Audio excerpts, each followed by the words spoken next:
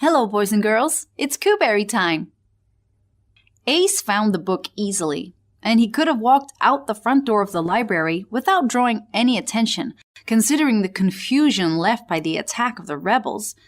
But instead, he chose to jump out the window in the children's section, which, although it was on the first floor, seemed the much more adventurous route to take. As it turned out, he landed in a rose bush and so sustained his first injuries of the adventure. As he dashed through the town square, he noticed the Tingling brothers packing up their juggling supplies. They would leave town on their world tour later today. But Ace didn't even feel sad to have missed that opportunity. He was clearly off on something much more exciting. He raced through the streets toward the city gates. He'd never been to the Sheep Shearers Inn, but he'd heard of it. It wasn't the kind of place you'd expect to find a princess, but then that was probably the point. When the inn came into view, Ace could see a handful of scraggly-looking monkeys hanging around outside the entrance, talking and laughing and joking around. This really was no place for a lady. And he didn't see the princess anywhere. Had she already come and gone?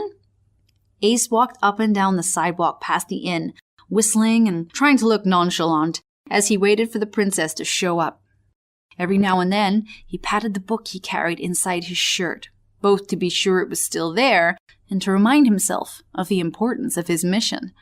Just when he was about to despair and leave, Ace heard a voice hissing at him from the side of the building. "Hey! Over here!" He turned and saw a flash of silk that disappeared just as quickly as it had appeared. He tried not to draw attention to himself as he wandered over to the side of the building and then hurried around to the back, where he found Princess Juliana with her hands on her hips. "I said to meet me at the back entrance," she said. "I'm sorry, I forgot." Ace was about to pull the book out and show it to the princess to make up for his mistake when he noticed the tear tracks streaking down Princess Juliana's face. "What's wrong?"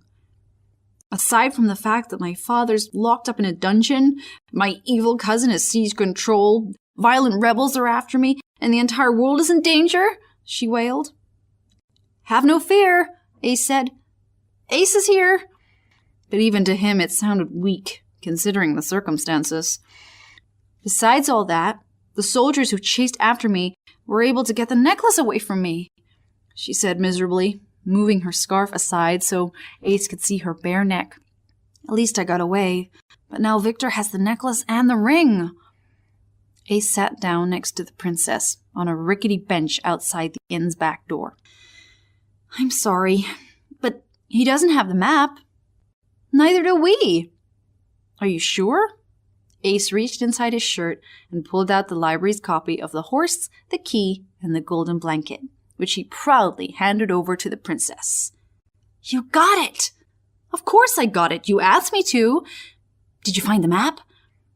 "I haven't had a chance. As soon as I grabbed the book, I came to find you." Ace rubbed his rear end gingerly, remembering his adventurous exit out of the library into the rosebush. He looked on as Princess Juliana eagerly opened the book and looked through each and every page. Her eager excitement quickly turned to disappointment, though, as no map presented itself. "But the librarian said the map would be in this book," she said. "Do you think Victor got to it first and removed the map?" "I went straight to the kids' section and didn't see any rebels. How could he have? Or maybe the librarian wasn't really trying to help me. Maybe it was some sort of trick or trap. Maybe he was working with Victor all along. Then why would he have bothered telling you about the book at all? Here, let me see." Ace took the book from the princess and started flipping through the pages. "I already checked," she said. "There's no map. I'm looking for a code or some kind of clue. Maybe it's like a treasure hunt. One thing leads to the next." Ace could already feel the excitement mounting inside. But no matter how many different ways he examined the pages of the book, he could find no hidden clues or codes. Next, he examined the binding, peeling back the inside cover, carefully at first, and then yanking it off completely. "Oh my goodness," the princess said. "That's a library book. Do you want to save the world or not?" The princess nodded, breathless as Ace continued to shred the book apart. Still no map was found. They sat together, looking glumly at the destroyed book spread out on the ground in front of them. "What exactly did the librarian say before he boosted you up?" Ace asked. "He said, let me think. He said, you'll find the map in the horse, the key, and the golden blanket. That's all." Ace jumped up. "Well, that's great. He didn't say it would be in the library." "No, I suppose he didn't." "Then it could be anywhere. It could be any copy of that book in the entire kingdom." "And this is good news?" The princess felt worse than ever. There must be hundreds of copies of that book across the kingdom. Maybe thousands. Everyone she knew had read that book as a child. Why, there was one right in her own palace library, if she wasn't mistaken. In her own palace library. What if... But she stopped herself. "I've just realized I don't even know your name. I'm Princess Juliana." She held out her hand and Ace grinned, holding out his own. "It's Ace, as in, have no fear, Ace is here?" "Oh, yes, that's why you keep saying that." "All right, Ace, what if the map is in my own copy of the horse, the key, and the golden blanket? Maybe it's been safely hidden in the castle all this time." "That would make sense. If the librarian's great-great-grandfather was an advisor to the king..." "To the castle!" Ace cried. "Yes, but what? Let's go get the book." "But my cousin has already taken control of the castle. I can't just walk in there and grab a book from the library." "But I can. Come on." As the crow flies, the palace wasn't really a very long way from the Sheep's Shearers Inn. If they had stayed on the well-traveled paths, it would have taken them nearly an hour to arrive. But Ace was well versed in the hidden trails and shortcuts nestled here and there throughout the kingdom, and the princess gamely followed him through blackberry hedges, worse thorns than rose bushes, over streams, what's a little mud, and past one particularly ornery raccoon who was quite disgruntled to have his slumber disturbed, but eventually let them pass. When they reached the castle walls, the princess led Ace to a certain spot where they could just see through a chink in the wall. "I used to peer out from the other side," she said, pretending I was some kind of spy. "Now, if I'm right, those gates should open any minute, and the horses will be let out for their midday exercise. When they do, we slip in. I'll hide in the stables. Will you be safe there?" "Oh, yes. Victor may have taken power, but he will never take the loyalty of my stable boy, Tad. We go way back." From the stables, it's a direct shot to the kitchen's back door. I think you should go in there. Once inside, you'll need to make your way up to the second floor, where you'll find a set of enormous double doors that lead into the library. Get the book and look for me out the window. I'll be ready for you." "But..." Ace had about a million questions about this plan, but before he could ask any of them, the palace gates began to open. Princess Juliana flattened herself against the stone wall, and Ace did the same. They watched as a dozen horses trotted through the gates, followed by a stable boy, around Juliana's age, on his own horse, with the dog trotting along beside them. "Come on!" Juliana grabbed Ace's hand and pulled him through the gates, sprinting across the field towards the stables. For a minute, they were wide open and exposed to anyone who might chance to cross the lawn or look out a window. But they reached the stables without incident, and Ace stopped to catch his breath. When he looked up, he saw Princess Juliana with her arms thrown around the neck of the only horse in the sizable stable, a chestnut mare with a long, swishy tail. "Oh, chocolate," she said, stroking the mare's nose. "My best chocolate." "Why isn't that one exercising like all the others?" Ace asked. "Because he's not safe," came a voice from the doorway. At the sound of the intruder, Ace leapt in front of the princess, brandishing the only weapon in his possession, which was the destroyed copy of the horse, the key, and the golden blanket. "Have no fear! Ace is here!" he cried, feeling somewhat foolish using a book as a weapon, but making the best of it. The monkey in the doorway chuckled. Well, unless you want Prince Victor to know that Ace is here, you might want to keep it down. Tad! The princess cried, leaving Chocolate's side to throw her arms around the stable boy's neck. How did you know I was here? Saw you slip in. You best be more careful, Your Highness. I was hoping you'd escaped. I'm trying to save my father, Princess Juliana said. Listen, Ace, you should go. Tad will watch over me, and I'll meet you once you've got the book. Where is he going? Tad said, eyeing Ace suspiciously. Who is he? Are you sure you can trust him? Princess Juliana smiled fondly at the monkey who had already risked his life to save hers. Oh, I'm sure. Go now, Ace. Ace didn't need to be told twice. Things were just getting exciting again. He slipped out of the stable and strolled easily to the servants' entrance at the back of the castle. He wasn't sure what he would be walking into, but he couldn't wait to find out.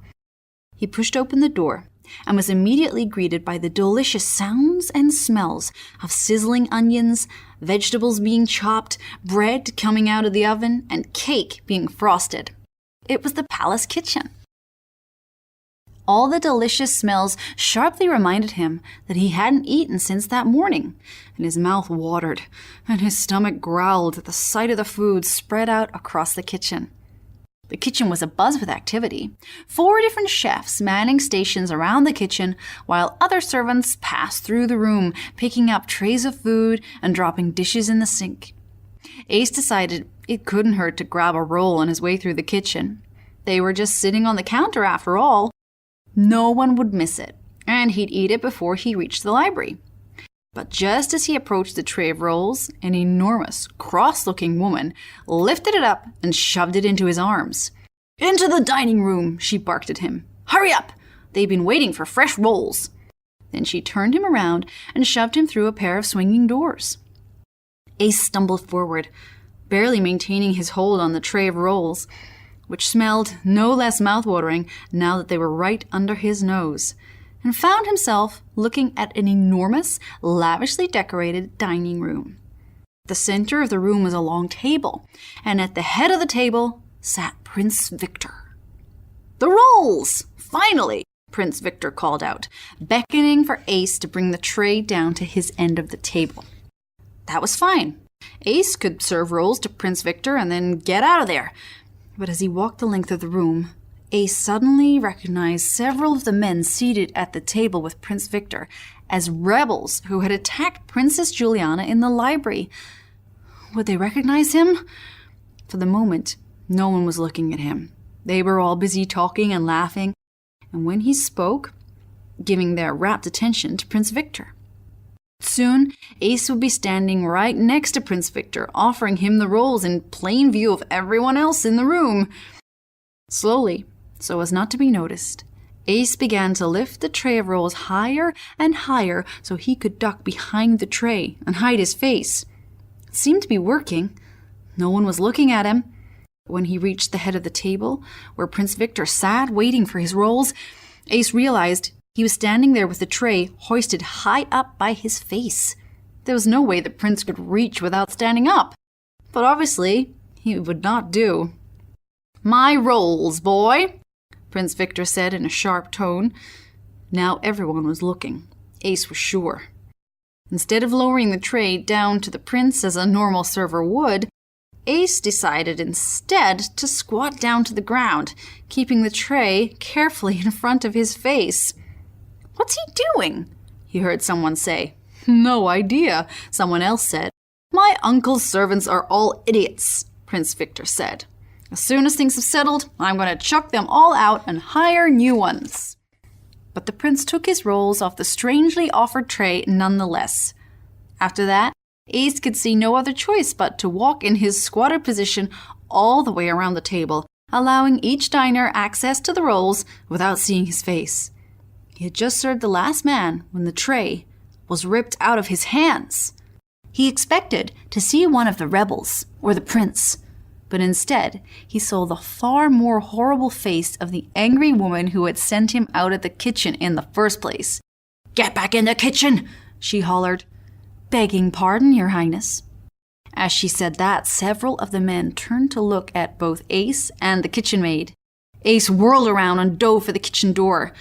Back inside the kitchen, he made a beeline straight through the bustling, steamy room, stopping only to grab an apple off the top of the fruit bowl he passed on his way, and disappeared through a door at the far end of the room. He was beyond relieved to find that the door led to a flight of stairs, and the stairs went up. Princess had said the library was on the second floor, so that was a good sign. Ace hurried up before the angry woman could follow him from the dining room. On the landing, he peered up and down a hallway that branched off in several directions. The only way to find the library was to look, so he set off down the hallway.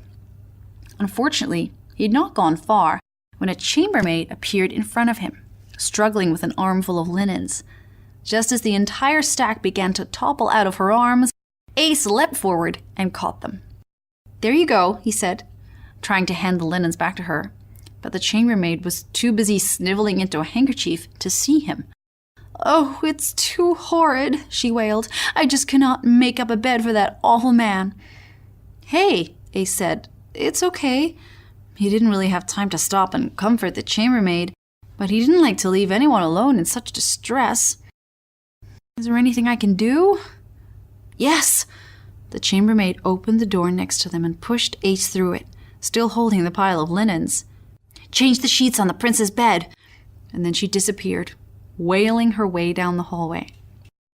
Now, Ace was standing in a sumptuously furnished room, filled with an enormous 4-poster bed. He set the pile of linens on the bed and listened at the door. He could still hear the chambermaid's wails. The moment she got far enough away, he would just slip out. That was his plan anyway, until he heard loud, angry voices. "He came up this way," said one voice. "He's about this tall. Have you seen him?" Then Ace heard a quiet, muffled voice that ended in a wail. "Oh dear. Are you sure it was him?" one of the loud voices said, sounding louder all the time. "I'm telling you, he was in the library with the princess. He helped her escape." As the door to the prince's chamber swung open, Ace climbed out the window and tried not to look down. He stayed close to the window, flattening himself against the wall and balancing on a tiny ledge, hoping he would not be seen if the men looked directly out. Sure enough, within moments, he could just barely make out a rebel's head poking out through the window. The rebel looked directly down, as though Ace would have jumped out the second-story window. Ace almost laughed. He was adventurous, not stupid. "I don't see him," the rebel said, and disappeared back inside, shutting the window firmly as he did, followed by the click of the window locking. Ace's heart sank. He'd been counting on sneaking back inside when the rebels were done searching the room. Now he had very few options. To his left was the window he would not be able to open. To his right was a drain pipe that went up. With a deep sigh and a sincere hope that Princess Juliana and her father were worth all the bother, Ace carefully shifted himself over to the drain pipe and began climbing up. The pipe was cold and slippery, and Ace wouldn't have gotten anywhere if it weren't for the occasional vine that twisted tightly around the pipe. He knew he was heading up to the 3rd floor, but he didn't have very many choices. He had almost reached the 3rd floor, where there was another window ledge he planned to step off onto, when the vine he'd grabbed onto broke loose of the drain pipe. It all happened too quickly for Ace to even understand what was happening. But what happened was this. When the vine ripped free of the pipe, Ace clung onto it for dear life. It was better than plummeting down with nothing to hold onto. As it was, he did fall, but instead of going straight down, he swung in an arc across 3 open windows before the vine snapped and he fell. An important point before he landed.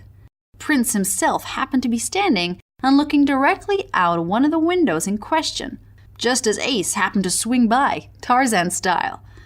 But anyhow, the vine eventually snapped and Ace fell. Thankfully for him and all of Chesterfield, he did not fall all the way to the ground, but landed with a thud on a 2nd-floor balcony. It was uncomfortable, but not nearly as bad as landing in the rose bushes had been. And Ace was delighted to see, when he stood up on the balcony, that a pair of double glass doors led into a large room filled with books. Books, books, and more books. This had to be the library. Without even stopping to think who might be inside, Ace burst through the double doors. A wizened, hunched-over little woman sat in the corner, her nose in a book. She looked up slowly and smiled a wide smile, completely unperturbed by the dramatic entrance of a stranger through the second-floor balcony doors. "A visitor to the library," she said. "Lovely." She stood incredibly slowly. "What can I help you with today, young man?" Ace could hear an enormous number of stomping boots and running feet in the hallway outside the library, no doubt inspired by the prince's vision of a rogue monkey swinging past his window on a vine. He didn't have much time. "The horse, the key, and the golden blanket, if you please," he said, trying to look urgent but not rude. "Ah, excellent choice. I loved that one as a girl," the librarian said, moving slowly toward the far wall. The shouts and stomping feet sounded like they were coming closer, thundering toward the door of the library. "You could just tell me where it is," he said, leaping toward the wall the librarian was heading for and scanning the shelves for the book. "Oh, no, dear, I get so few visitors. It's my job as royal librarian after all." Here we are!